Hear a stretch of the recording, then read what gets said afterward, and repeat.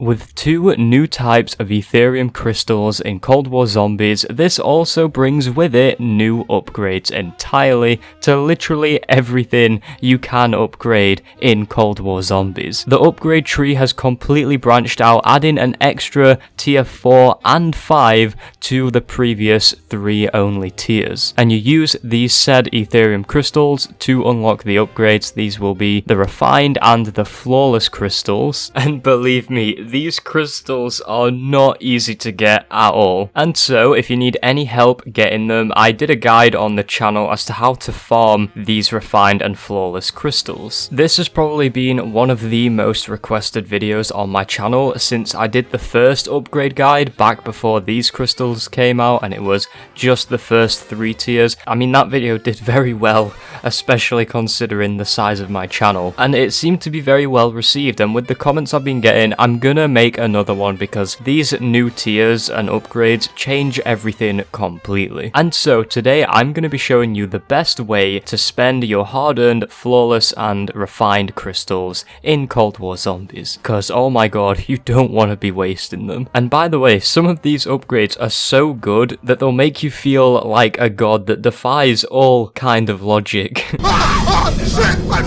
What the fuck?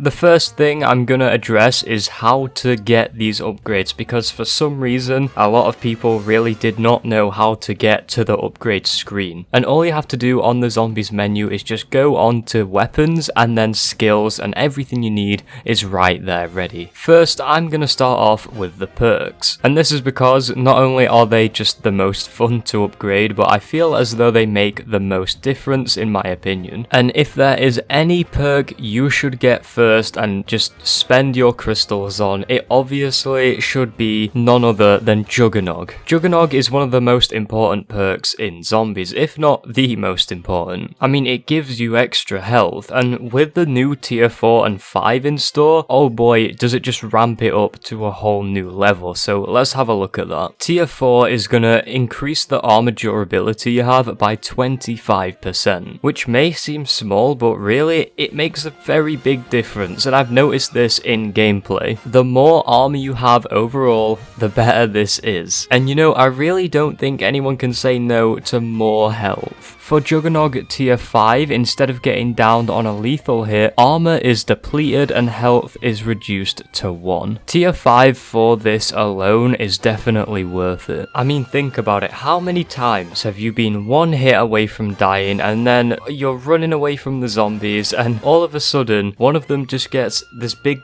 spaghetti arm and just reaches over to you and just slaps your ass cheeks, and you go down, and it's like, ah, damn, that could have been prevented. Well, look no further, this perk upgrade has got you covered. Now, you'll still be vulnerable afterwards, but having that extra hit before you die is just what the core of Juggernog is, and this really is a huge help. This is going to prevent really silly deaths, and it's not only just going to be one of the best things you do in Cold War, but just one of the best things you do in your life, because oh my god, the frustration it will save. The next perk I'm going to recommend is Quick Revive. Get this thing up to tier 5, and we'll start with the tier 4. Tier 4 reads that reviving an ally will increase both players' movement speed for a limited time. Tier 5 is the real meat and potatoes of this upgrade tree, and this is because killing an enemy while downed will revive you, and in the process will remove Quick Revive as a perk. This will act as such a good substitute for self revives, especially early game. If you get a silly down for literally no good reason, you'll be able to recover pretty well with Quick Revive, considering you wouldn't be able to afford another self-revive kit. And even in co-op with the boys, this is going to be really useful as well for pulling off some pretty good clutches. This next perk has become a really good perk now, and don't get me wrong, it was good before, but it's up there in the big leagues now, and this is Elemental Pop. And I'm going to read these these upgrades out to you now, and you will see why people are just really loving this perk right now. Tier 4 is going to increase enemy elemental weakness damage by a whopping 50%. I mean, that instantly for a tier 4 upgrade is so good. Honestly, the tier 4 upgrade on its own is more than enough reason to use your crystals on this, but tier 5 gets even better because it reminds us of a very familiar old perk. For tier 5, reloading creates an electric damage discharge that damages and stuns nearby normal enemies. The more empty the magazine, the stronger the damage. This reminding you of anything? Because it sure reminds me of Electric Cherry from Mob of the Dead, which is one of the best perks in zombies in my opinion. I think it's really good, and in those tight squeezes when you're trying to do trains, oh my god, is it a lifesaver. And the fact they managed to put Electric Cherry in the game, I think is really good, because it definitely didn't need to take up a whole perk slot. I'm so glad it's back. Need I say more? Go and use your crystals and upgrade Elemental Pop. What an amazing perk. But just don't go too crazy on all of the upgrades. Make sure you save some for the next perk, and this is going to be Deadshot Daiquiri. This is going to be the last of the perks that I think you should focus the priority of upgrading. Obviously upgrade them all, but if there's any perk that I think should have more upgrades, it's got to be Deadshot. Tier 4 increases critical damage bonus to 10%, and this helps a lot with the tier 1 upgrade as well. It just stacks so much damage. Seriously, the DPS you will be getting out of Deadshot is ridiculous. Tier 5 states that each consecutive hit on the same enemy deals 2% more damage to a maximum of 20% damage. So as long as you keep shooting the same zombie, this is gonna absolutely shred through rounds. I really do think that this is one of those perks that is just one of the best now in all of zombies. Like I said earlier, it's unbelievable how much DPS you can actually stack up with these upgrades, and that's it for all of the perks that I think you should upgrade first. All of them are amazing, and I honestly think that the rest don't even need more upgrades, but they're definitely really good to have. But if there's any you should focus your attention on, it's gotta be these. And with that out of the way, let's move on to ammo mods. Out of the 5 ammo mods, I have picked out 3 of them, and I'm gonna start with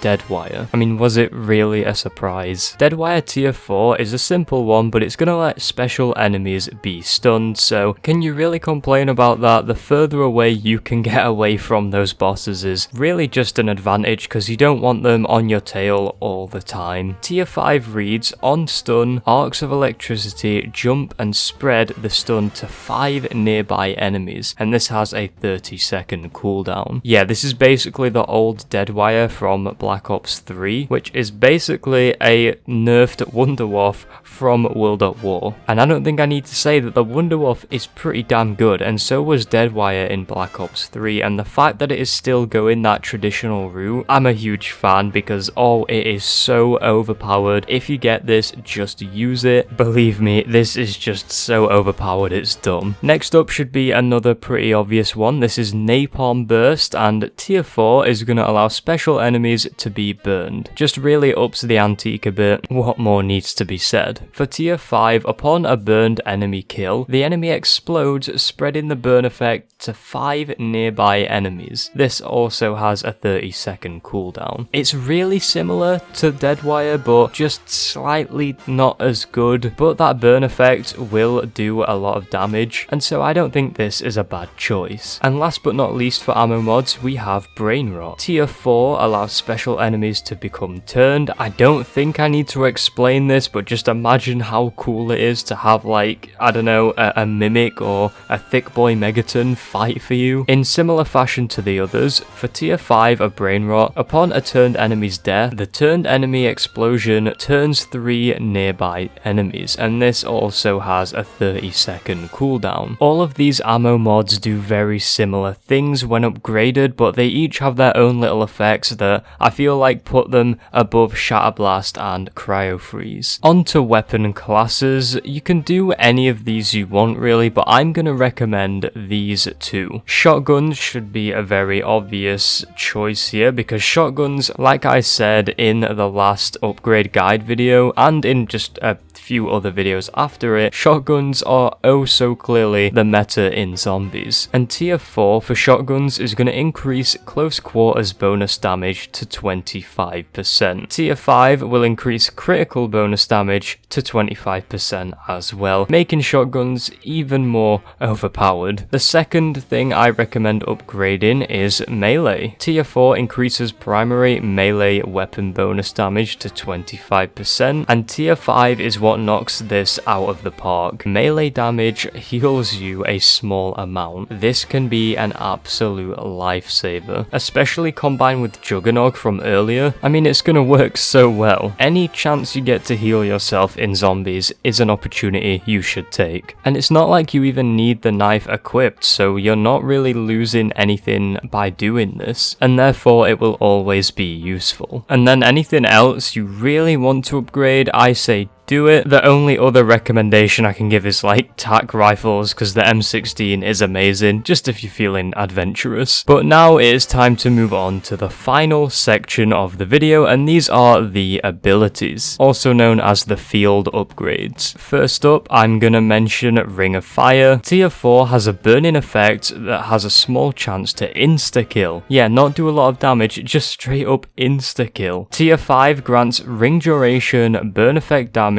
and insta-kill chance, all increased the longer a player is inside of the ring. Think of how differently these round 100 strats can be now because of such a flexible and generous upgrade here. So we probably will be seeing more round 100 Ring of Fire strats very soon, especially with such a buff. I think it's pretty safe to say you should really try and get this one. Next up is the old trusty Aether Shroud. Tier 4 increases movement speed while in Shroud, because what's better than actually just being invisible from the zombies, being able to get the hell out of the room. Tier 5 will increase the maximum charges to 2. Aether Shroud is amazing, but I always wish I could be using it more, and so with this upgrade it allows you to do just that, and trust me, this one will be very useful. And the last recommendation for this video is going to be Healing Aura. Now Healing Aura, the tier 4 is literally a phoenix up, okay? Allies revived keep all perks on their decay meter, so this is going to make recoveries so much easier. Hell, there might not even be any recovering to do. Tier 5 lets beams persist at their initial locations and continue to heal players for 10 seconds. If one player has this and another one has Ring of Fire, oh my god, that would just be one of the best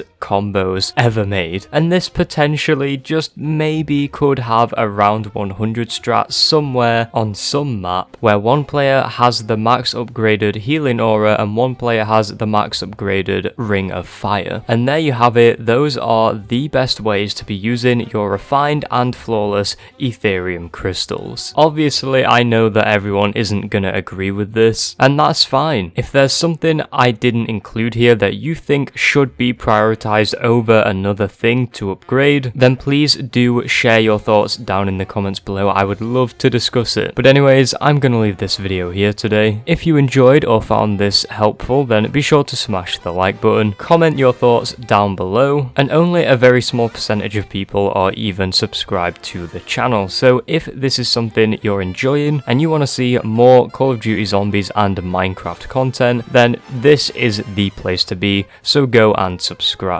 And turn on the notification bell too to stay notified whenever I upload. Thank you so much for watching, and I will see you next time.